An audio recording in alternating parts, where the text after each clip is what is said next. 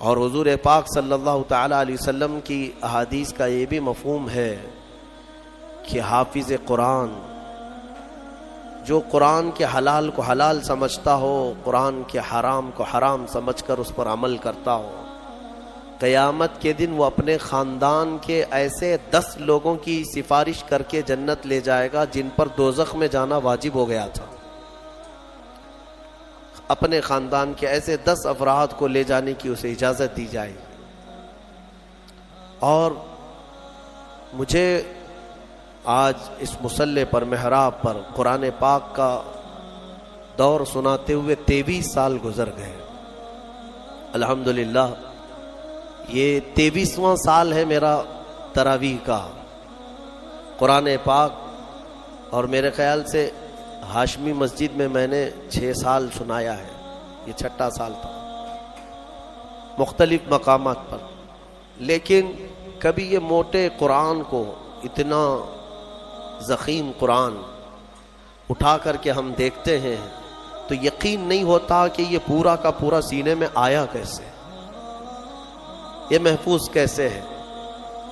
اور جب بندہ پڑھنے لگتا ہے حافظ قرآن، حقیقت میں بتاؤں، میں اپنی بات بتا رہا ہوں، باقی دوسرے حفاظ اکرام وہ بہتر جانتے ہیں، ہماری محنت سے کچھ نہیں ہوتا۔ جب پڑھنے کے لیے وہ کھڑا ہو جاتا ہے تو من جانب اللہ، خود اللہ تعالیٰ اس کی مدد فرماتا ہے۔ اگر اللہ رب العزت دروازے نہ کھولے تو وہ ایک آیت آگے نہیں بڑھ پائے گا۔ ہاں، یہ رب تبارک و تعالیٰ کی طرف سے انعام ہے، اکرام ہے۔ میرے عزیزو، یہ قرآن یاد کرنے کے لیے جب بچے بھی کوشش کرتے ہیں تو 5 سال کے بچے بھی حافظ قرآن بنے، دنیا میں ریکارڈ ہے۔ اور آپ کو پتہ ہے حضرت سیدنا مخدوم جہانگیر اشرف سمنانی رحمۃ اللہ تعالی علیہ 7 سال کی عمر میں قرات سبع یعنی 7 قراتوں کے ساتھ حافظ قرآن ہو چکے تھے۔ وہ بڑے بڑے علماء بھی نہیں آج 7 قرات جانتے ہیں۔ 7 قراتیں ہیں قرآن پاک کی، سب میں الگ الگ انداز ہے پڑھنے کے، اور وہ ایک عربی لینگویج جاننے والا، نحو اور صرف اور ان تمام امور کو جاننے والا یہ قرات سبع بہتر سمجھ سکتا ہے، عام لوگوں کے سمجھ میں نہیں آئے گی یہ چیزیں۔ وہ 7 سال کی عمر میں 7 قراتوں کے ساتھ حافظ تھے۔ میرے عزیزو، یہ قرآن آج بھی معجزہ ہے، سینوں میں یوں ہی نہیں آتا۔ بڑا ذہین بھی ہو اور رب تبارک و تعالیٰ کی مرضی نہ ہو تو اس کے سینے میں ایک پارہ بھی نہیں آتا۔ اور کبھی ہم نے دیکھا ہے بڑا کند ذہن ہے، کچھ آتا نہیں ہے، اسکول میں 0 تھا لیکن قرآن حفظ کرنے پر لگا تو پورا حافظ قرآن بنا ہے۔ ایسے بھی میں جانتا ہوں جن کو 2+2 معلوم نہیں ہے لیکن حافظ قرآن ہو جاتے ہیں۔ یعنی اس قدر دیہات سے آئے ہوئے بچے تھے جن کو کچھ نہیں معلوم تھا لیکن قرآن پورا یاد تھا۔ یہ معجزہ ہے قرآن کا۔ اعلیٰ حضرت امام احمد رضا خان فاضل بریلوی رضی اللہ تعالیٰ عالم تھے، بڑے مفتی تھے۔ آپ اندازہ کریں 14 سال کی عمر میں وہ مفتی بن چکے تھے۔ 13 سال کچھ مہینے، جس دن وہ بالغ ہوئے اس دن پہلا فتویٰ انہوں نے لکھا ہے 14 سال کی عمر میں۔ بہترین عالم، بہترین مفتی، لیکن حافظ نہیں تھے آپ، قرآن کے حافظ نہیں تھے۔ کسی نے آپ کو خط میں القاب لکھا، حضرت علامہ مولانا حافظ و قاری احمد رضا خان صاحب، اس میں حافظ و قاری کا بھی لقب لگا دیا۔ دوسرے ہوں تو پھیل جائیں گے کہ جتنے لقب فری میں ملے اچھا ہی ہے۔ اعلیٰ حضرت نے دیکھا کہ میں حافظ ہوں نہیں اور لوگ مجھے حافظ سمجھ رہے ہیں۔ یہ شعبان کی آخری تاریخ تھی، شاید دوسرے دن سے رمضان شروع ہو رہا تھا۔ آپ نے اس خط والے کے گمان کے مطابق اپنے آپ کو اتارنے کے لیے عزم کر لیا کہ اس کے خط کا جواب بعد میں لکھوں گا، حافظ قرآن پہلے بنوں گا، کیونکہ اس نے حافظ کہا ہے، مجھے حافظ قرآن کہا۔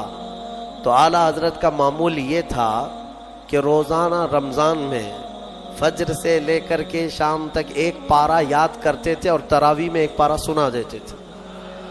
یہاں تک کہ 29ویں رمضان کو یا 27 کو آپ مکمل 1 مہینے کے اندر حافظ قرآن ہو گئے. 1 مہینے کے اندر حافظ قرآن, ہاں 1 مہینے میں وہ حافظ قرآن ہو گئے. قرآن کا یہ معجزہ ہے. اللہ تبارک و تعالیٰ وہ جس کے سینے میں چاہے اس کو عطا فرماتے. میرے عزیزو, آج بھی بہت سارے ایسے بچے ہیں جو قرآن کو یاد کرتے ہیں بہت بچپن میں, اور ان کے ذہن کے دریچے ایسے کھل جاتے ہیں. آپ نے مولانا حارث صاحب کے پیچھے بھی تراویح پڑھی ہے, یہ ہمارے بھتیجے ہیں, انہوں نے تقریباً 4.5 مہینے میں پورا حفظ قرآن کیا. الحمدللہ انہوں نے بھی ایک ریکارڈ قائم کیا تھا, اور اپنے سبق کے دوران انہوں نے 29واں پارہ 2 دن میں پورا پارہ سنایا تھا. آدھا پارہ ایک دن یاد کر لیا. تو یہ اپنے کمال کی بات نہیں, یہ اپنے کسب اور اپنے ذہن کی بات نہیں, رب تبارک و تعالیٰ کی عطا اور فضل. امام اعظم ابو حنیفہ کے ایک شاگرد ہیں امام محمد. یہ چھوٹی عمر میں امام اعظم کے پاس پڑھنے کے لیے آئے. داڑھی نہیں تھی, چھوٹے تھے. تو امام اعظم ابو حنیفہ رحمۃ اللہ علیہ کے پاس بڑے بڑے ان کے جو شاگرد تھے, علماء تھے, محدثین بیٹھتے تھے. اس میں ایک چھوٹی عمر کا لڑکا آیا ہے. تو امام اعظم نے ان کو ٹال دیا کہ جاؤ بعد میں, لیکن شوق اتنا تھا امام محمد کا کہ وہ ہٹنے کو تیار نہیں تھے. امام اعظم ابو حنیفہ نے ان کو ٹالنے کے لیے کہا کہ بیٹا میں انہی کو پڑھاتا ہوں جو حافظ قرآن ہوتے ہیں, تم حافظ ہو؟ کہا حافظ تو نہیں. حافظ بننے میں 2-3 سال لگ جائیں گے, جب تک تھوڑا سا جوانی آ جائے گی پھر سمجھ لے گا. کہا جاؤ حفظ کر کے آؤ. وہ گئے, 8 دن کے بعد پھر آئے.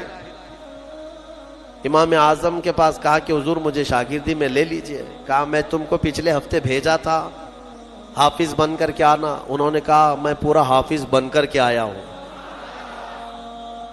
8 دن کے اندر.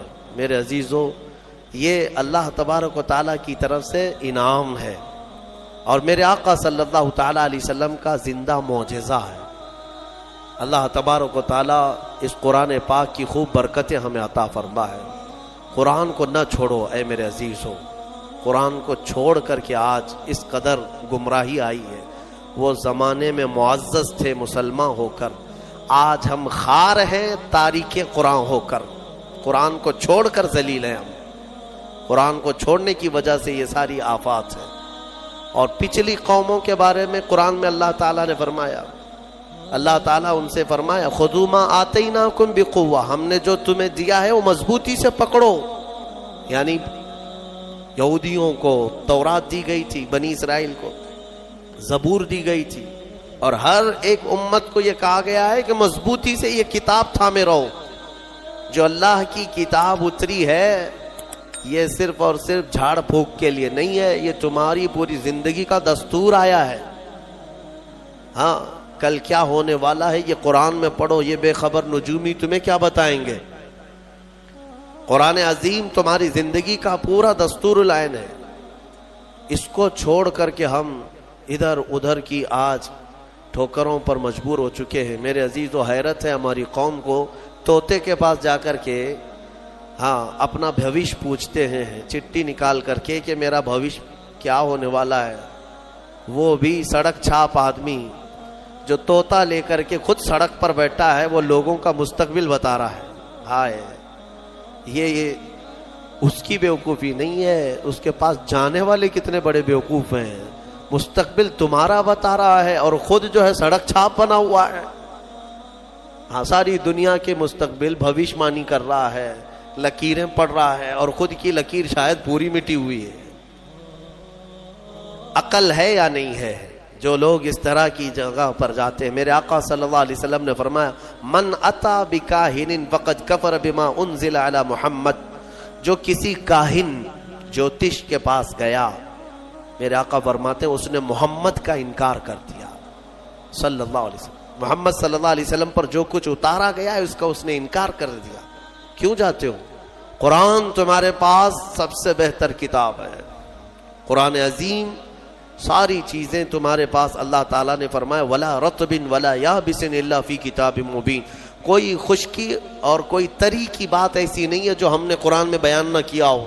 سب ہے قرآن میں، اور جو جس طرح سے اس سے فائدہ اٹھائے گا وہ اس کے ظرف کی بات ہے۔ میرے عزیزو، کم سے کم آج اتنا تو کرو کہ تلاوت تو کثرت سے شروع کر دو۔ حدیث میں ملتا ہے کہ اگر لوگ آتے ہیں ہمارے پاس وظیفے، اس کا وظیفہ، بچے پیدا نہیں ہو رہے اس کا وظیفہ چاہیے، روزی میں برکت اس کا وظیفہ چاہیے، ہاں بہت سارے ٹینشن ہیں، وسوسے آتے ہیں اس کا وظیفہ چاہیے، بیماری نہ آئے اس کا وظیفہ چاہیے، وظیفے اس پر انہی سب کے چکروں میں پڑے ہوئے۔ حالانکہ حدیث میں ہے کہ قرآن کی تلاوت تمہیں سارے ذکر سے بے نیاز کر دے گی۔ اگر قرآن کی تلاوت میں کوئی بندہ مصروف ہے، اس کے بارے میں فرمایا کہ اگر اس کو دعا کرنے کا وقت نہیں ملا، دعا کرنے کا وقت نہیں ملا اور وہ قرآن کی تلاوت میں مصروف ہے، تو فرمایا کہ مولا تعالیٰ اس کو سارے لوگوں کی دعا کے برابر عطا فرمائے گا۔ وہ بندہ رحمان کا کلام پڑھ رہا ہے، دعا کرنے کا اگر اسے وقت نہ ملا تو بھی مولا اس سے راضی ہے۔ میرے عزیزو، قرآن پڑھنے کے آداب میں بھی آج میں دیکھتا ہوں تو لوگوں کو کھجلی ہونے لگی، ادھر ادھر پینچیاں بدلنے لگے۔ قرآن پاک پڑھتے وقت تمہارے اندر رقت طاری ہو تو سمجھ لینا ایمان بھر گیا ہے۔ قرآن کی یہ صفت بتائی گئی، وَإِذَا تُلِيَتْ عَلَيْهِمْ آيَاتُهُ زَادَتْهُمْ ایمانا۔ یہ کون لوگ ہیں؟ جو اللہ تبارک و تعالیٰ کے پرہیزگار بندے کون ہوتے ہیں؟ ان کے بارے میں اللہ فرما رہا ہے کہ جب ان کے پاس قرآن کی آیتیں تلاوت کی جاتی ہیں تو ان کا ایمان بڑھ جاتا ہے۔ وَجِلَتْ قُلُوبُهُمْ، ان کا دل ہلنے لگتا ہے شوق سے اللہ کی بارگاہ میں۔ حضرت امام اعظم ابو حنیفہ رحمۃ اللہ تعالی علیہ مغرب کی نماز کے لیے حاضر ہوئے، صرف قاری قرآن نے اذا زلزلت الارض زلزالہا یہ سورہ پڑھی، اتنا رونے لگ گئے، اتنا رونے لگ گئے۔ اس میں قیامت کا ذکر ہے کہ یاد کرو کس چیز کو؟ جب زمین ہلا دی جائے گی، وَأَخْرَجَتِ الْأَرْضُ أَثْقَالَهَا، اور زمین کے اندر کی ساری بوجھل چیزیں نکال دی جائیں گی باہر، زمین سب اگل دے گی۔ اور سورہ قاریعہ میں اللہ نے فرمایا یوم یکون الناس کالفراش، لوگ اس دن پتنگوں کی طرح ہوں گے، اڑ رہے ہوں گے۔ وَتَكُونُ الْجِبَالُ كَالْعِهْنِ، اور پہاڑ روئی کے پھاہے ہوتے، روئی کے اس طرح پہاڑ جو ہے ہواؤں میں اڑ رہے ہوں گے، پورے بڑے بڑے پہاڑ روئی کے پھاہے کے طرح اڑ رہے ہوں گے۔ اللہ نے قرآن پاک میں جو قیامت کے تذکرے فرمائے، امام اعظم ابو حنیفہ صرف سورہ زلزال پڑھتے رہ گئے، عشاء کا وقت آیا، عشاء پڑھی، پھر کھڑے ہو گئے، صرف یہی اذا زلزلت الارض زلزالہا اسی میں رہ گئے۔ اتنا روتے تھے، اتنا روتے کہ ان کی داڑھی سے آنسوؤں کا پانی ٹپ ٹپ ٹپ گرنے لگا مسجد کے اندر۔ آپ کی عمر اس وقت قریب 70 سال کی ہے، قریب 70 سال کی۔ میں بتاتا ہوں، جس امام اعظم نے 4000 ختم قرآن کیے ہیں، 5 لاکھ حدیثیں انہیں یاد ہیں، 1000 سے زیادہ بڑے بڑے محدث شاگرد پیدا کیے اور لاکھوں مسائل کا حل بیان کر دیا، امت پر اتنا بڑا احسان ہے۔ وہ امام اعظم ایک سورہ پڑھ کر کے رات کے وقت کیا کہہ رہے ہیں جانتے ہیں؟ ان کے ایک شاگرد ہیں مسعر، وہ کہتے ہیں میں رات کے وقت جا کر دیکھا میرے استاد ابھی تک کھڑے، مغرب میں جو گئے تھے ابھی تک کھڑے۔ آدھی رات گزر گئی تو وہ دروازہ کھول کر پیچھے کھڑے ہوئے تو امام اعظم ہاتھ پھیلا کر یوں رو رہے تھے اللہ کی بارگاہ میں کہ اے مولا، قیامت کے دن اگر ابو حنیفہ کی بخشش ہو گئی تو تعجب کی بات ہے، ورنہ مجھ جیسا آدمی بخشے جانے کے قابل نہیں۔ امام اعظم کہہ رہے ہیں میری بخشش ہو گئی تو تعجب کی بات ہے، جس نے 4000 ختم قرآن کیے ہوں، اور پھر یوں کہتے ہیں مولا میرے پاس بخشے جانے کے لائق کچھ ہے نہیں سوائے سفید داڑھی کے، اور تو نے فرمایا ہے کہ سفید داڑھی والے کو عذاب دینے میں مجھے حیا آتی ہے، مولا میری سفید داڑھی کو دیکھ کر مجھے معاف کر دینا۔ یہ قرآن میں محو ہونے والوں کا انداز ہے، اور ہمارے ہاں برسوں ہو جاتے ہیں ہم خوف الہی سے نہ روتے ہیں نہ ہی ہمارے جسم ہلتے ہیں. ہمیں کس چیز کا غرور ہے؟ ہمیں کس چیز سے اتراؤ ہے؟ کیا ہے ہمارے پاس؟ دنیا کے جو سب سے اچھے لوگ تھے وہ صحابہ تھے. ایک بار وہ زور سے ہنس رہے تھے تو میرے آقا نے صرف ان کو اتنی بات پر پوچھا کیا تم سبوں نے قیامت کی تیاری کر لی؟ تو اتنی زور سے ہنستے کس بات پر ہو؟ صحابہ ہنسنا بند کر دی ہے. اور ہمارے حال یہ ہے نہ وضو ڈھنگ کا ہے، نہ قرات ڈھنگ کی ہے، نہ نمازیں ہو پائی ہیں. کچھ نہ ہو کر کے بھی ہمارا سینہ چوڑا کر کے ہم زمین پر گھوم رہے ہیں. اللہ کے خوف سے لرز جاؤ. اور قرآن عظیم کی تلاوت جو بندہ کرتا ہے کثرت سے، اللہ تعالیٰ کا وہ ایسا محبوب ہوتا ہے، ایسا محبوب کہ آپ دیکھنا موت کے وقت بھی اس کے چہرے پر نور طاری ہو جاتا ہے. ہاں، اس کے لبوں پر مسکراہٹ ہوگی. قرآن کثرت سے پڑھنے والے کی روح آسانی سے نکالی جاتی. امام احمد بن حنبل بڑے امام ہیں، فرماتے ہیں نزا کیا وقت تھا ان کے، اور اس وقت سے کوئی باہر آتا نہیں، لیکن اللہ تبارک و تعالیٰ جسے چاہے موت کے منہ سے نکالے. ان کے ساتھ ایسا ہوا کہ قریب موت کا وقت آ گیا اور سانس جو ہے پھڑکنے لگ گئی، ہلکی ہلکی ہو گئی، لگتا کہ اب روح نکلے گی، تب روح نکلے گی. اسی اسنا میں وہ کہتے ہیں کہ شیطان قریب آ گیا. شدت کی پیاس لگی تھی اور شیطان، کس کی بات کر رہا ہوں؟ امام احمد بن حنبل کی. شدت کی پیاس لگی تھی اور وہ پانی لے کر قریب آیا اور بار بار مجھے اپنی طرف بلاتا تھا، کیونکہ پانی کے لیے آدمی کہیں پر بھی چلا جائے. وہ کہتے ہیں کہ مجھے اندازہ تھا کہ یہ ابلیس ہے، مجھے بہکا رہا ہے، لیکن پانی کی خواہش بھی ہے. اور اس کے بعد وہ آپ سے بحث کرنے لگا کچھ معاملات پر، موت کے قریب، جبکہ بولنے کی طاقت بھی نہیں. تو اچانک ایک خوبصورت نوجوان آیا، اس نے گھونسے مار مار کر کے شیطان کو بھگا دیا. شیطان بھاگ گیا، ڈر کر کے بھاگا. امام احمد بن حنبل کہتے ہیں مجھے سکون ہوا، کم سے کم اس کی شرارتوں سے بچ گیا. وہ نوجوان اتنا حسین تھا، بہت خوبصورت تھا. میں نے اس سے پوچھا کہ میں نے تجھے زندگی میں کبھی دیکھا نہیں، تو کون ہے؟ وہ نوجوان کہتا ہے احمد بن حنبل، میں سورہ یاسین ہوں، جس کو تم روزانہ تلاوت کرتے تھے. اللہ نے مجھے آج یہ شکل دی اور اس ابلیس کو میں نے مار کر بھگایا کہ تمہاری نزا میں وہ تمہیں گمراہ نہ کر سکے. بہرحال یہ کیفیت ان کی ختم ہوئی، آپ نے یہ بیان کیا. پھر بعد میں دوبارہ آپ شاید نزا کے عالم میں گئے اور انتقال ہوا. لیکن میرے عزیزو، اندازہ کرو اتنے بڑے امام جن کا حال یہ ہے کہ لاکھوں حدیثوں کے وہ حافظ ہیں، ان کے ساتھ ابلیس اخیر وقت میں ایسے شدت سے گمراہ کرنے کی کوشش کرتا ہے، تو ہمارا اور تمہارا کیا حال ہوگا؟ اگر کوئی چیز اس وقت بچائے گی تو یہ اللہ کا کلام. یہاں تک کہ جب قبر میں دفن کر کے لوگ چلے جاتے ہیں تو قبر کے حالات بہت سخت ہیں.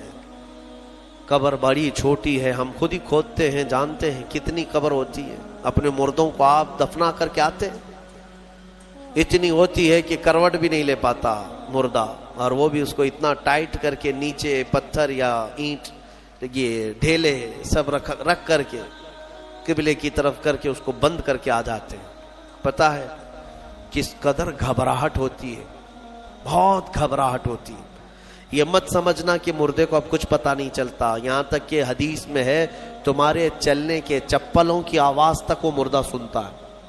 بولنے کی آواز تو چھوڑے، چلنے کی آواز بھی وہ قبر میں سنتا ہے.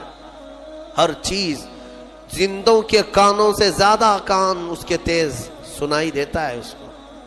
اور جب لوگ چھوڑ کر کے جا رہے ہوتے ہیں وہ اس قدر گھبراہٹ کا شکار ہوتا ہے کہ اس تنگ و تاریک کوٹھری میں پہلی بار اس کو ڈالا گیا ہے. زندگی بھر کبھی اتنے چھوٹے گڑھے میں نہیں سویا. ہاں، اب حضور پاک صلی اللہ علیہ وسلم نے فرمایا ہے، رشتہ داروں کو بھی کہا ہے کہ دفنانے کے بعد تھوڑی دیر بیٹھ جاؤ قبر کے پاس کہ اس کی گھبراہٹ کم ہو. لیکن کون بیٹھتا، کون ہے؟ سب کو اپنی جلدی ہے. عزیز لوگ بھی نہیں بیٹھتے, نکل آتے ہیں. بھائی ہوں, باپ ہوں, بیٹے ہوں, سب نکل کر کے آ جاتے ہیں الا ماشاء اللہ. لیکن اس اندھیری قبر میں جب لوگ قبرستان سے آ جاتے ہیں, عجیب و غریب آوازیں مردے کو سنائی دینے لگتی, زمین ہلنے لگتی ہے اور دونوں جانب سے دباتی ہے زمین. میرے آقا صلی اللہ علیہ وسلم نے فرمایا ان ضغطۃ القبر حق, قبر کا جھٹکا دینا حق ہے, ہر ایک کے ساتھ ہوگا. صحابی رسول سعد بن معاذ کے بارے میں حضور نے فرمایا ان کو قبر دبا رہی تھی. قبر سب کو دبائے گی, لیکن کچھ کو ایسے دبائے گی کہ ان کی ہڈی پسلیاں الگ ہو جائیں, اور کچھ کو محبت سے دبائے گی. لیکن فرمایا کہ قبر جو ہے اس وقت اندھیری اور پھر عجیب و غریب آوازیں, تنہائی الگ, کوئی نہیں ہے قریب, کوئی نہیں ہے. اس وقت کچھ لوگوں کی قبر میں ایسا ہے کہ اچانک ایک نورانی شکل کا نوجوان سرانے کے پاس آ کر بیٹھتا ہے اور کہتا ہے میں تیرا دوست ہوں, تو گھبرا مت, میں تیری دوستی نبھانے آیا ہوں. مردہ پلٹ کر کے دیکھتا ہے, پوچھتا ہے تو کون ہے؟ تو کہتا ہے میں اللہ کا کلام قرآن پاک, قرآن مقدس رفیق بن کر, انیس بن کر قبر میں آتا ہے. میرے عزیزوں, اس قرآن سے محبت کرو, اس قرآن سے محبت کرو.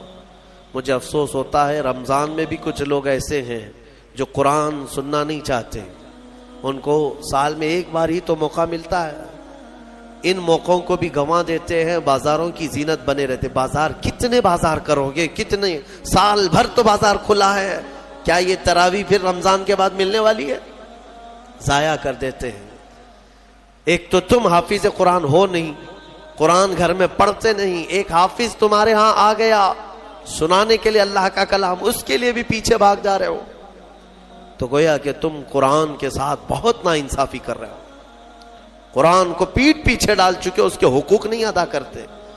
گھروں میں جا کر کے دیکھو تو بہت اونچے طاق پر اس کو رکھ دیا ہے. قرآن پر تو اتنی دھول جمع ہوتی ہے کہ اتنی دھول نہ فریج پر نہ ٹی وی پر.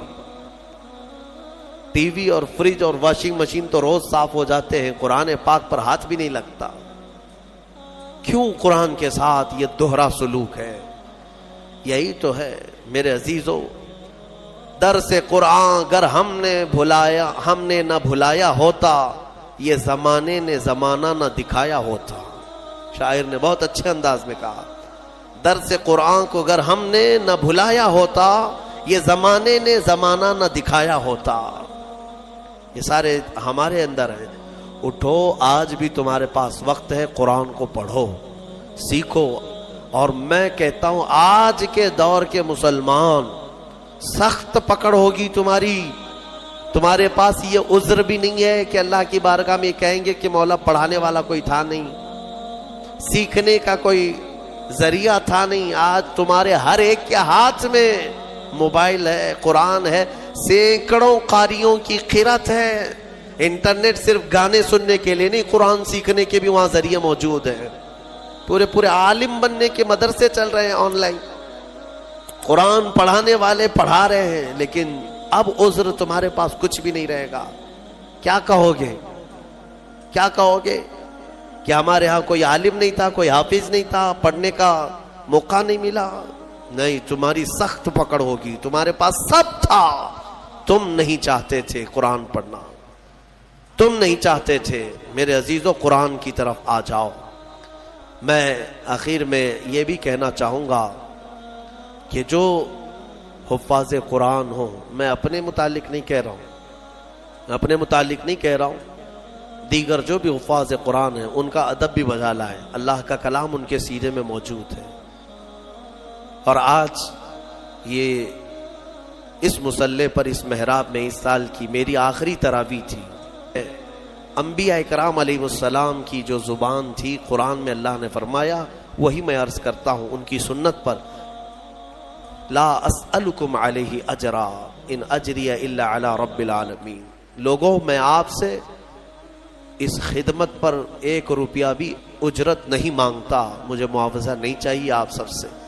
میرا اجر رب العالمین کے حوالے ہے، میرا اجر اللہ رب العزت کے پاس ہے. مجھے آپ سب کی جو محبت ہے یہی کافی ہے، اور مجھے دعاؤں سے نوازیں، یہ میرے لیے بہت بڑا معاوضہ ہے، بہت بڑا تحفہ ہے، یہ میرے لیے بڑا ہدیہ ہے. اور یہ محبت ہی تو ہے کہ اتنے گیپ کے بعد دوبارہ اس مصلی پر میں آیا ہوں، اور جو کچھ بھی ہوں میں یہاں تک آپ کے پاس بولنے کے قابل ہوں، یہ میرے والد کی تربیت ہے.